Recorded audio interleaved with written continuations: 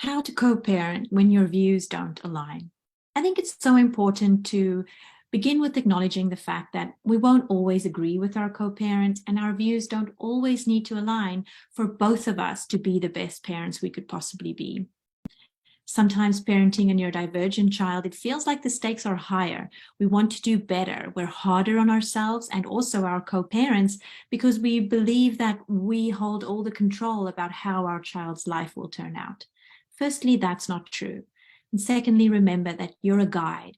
You are not the person who dictates the outcomes of your child's life. You can do your best job possible with what you have available, and that is going to be good enough.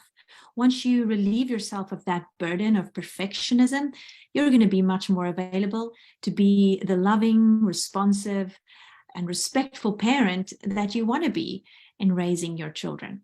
So let's think about how you and your co-parent can support each other more in being a successful partnership with a lot of imperfections when parenting your child. Number one, recognize what you both do well. Both of you bring unique strengths and characteristics to your relationship with each other and with your child. Recognizing your own strengths and also those of your co-parent will help you with division of responsibility, acceptance of the things that you can't do, and ability to hand over the baton to your co-parent in times of need. Learn to trust in each other's strengths and support each other's weaknesses instead of honing in on weaknesses and blaming each other when things don't go as planned. We all feel better when we know that somebody will support us and hold us and be a safe container when we drop the balls.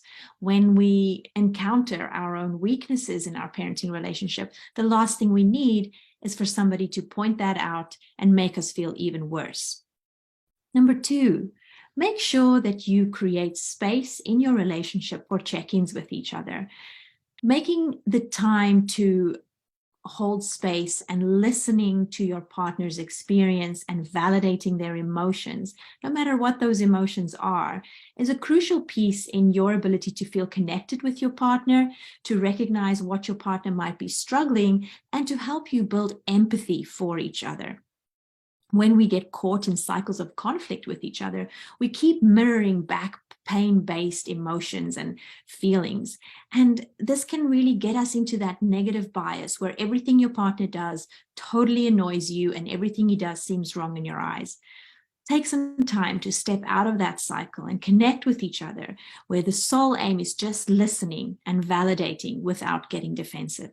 The more you do this, the easier it will become. And the more you'll be able to see your partner for who they really are, the person who's just like you, trying to do their absolute best with what they have available.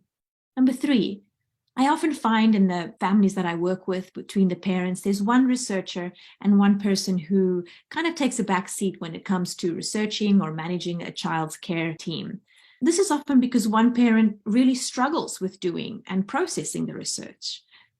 It's really difficult for the parent who takes up the role of researcher and can be quite a lonely road, having to look at different viewpoints, different research studies, figure out what the best options are for your own children, for your own family. And sometimes we really do want to be able to share that burden and that weight with our co-parent. But we often feel alone and feel like the other parent isn't involved in this process and the buck stops with us and the full responsibility rests on our shoulders. You can help your non-researchy partner to become more engaged and less withdrawn by presenting information to them regularly and in bite-sized pieces so that it doesn't feel so overwhelming for them and they can feel more in control about the information that's coming in and their ability to process it and make decisions on the basis of the information that they're receiving. Number four, this is a struggle that I see parents have all the time, so pay close attention. Ask for help. Learn to be really explicit about what it is you need and how you can have those needs met. Being vague in how and when you need help will mean that you don't get what you need, and it will mean that you harbor resentment, which tends to become toxic in relationships. Your partner is not a mind reader. They don't know how burnt out you feel, and they also don't know what exactly it is that you need at any given point in time to reset your nervous system and restore your reserves. You will be doing them a favor by being clear about what you need, because I'm pretty sure they would love to support you if they could. I hope that helps you in thinking about how you and your co-parent can get on the same page a little better. Remember, though, that perfection is not the aim. Connection and cooperation is. And there are many things that we can do to foster connection and cooperation. And often the first step is letting go of perfection.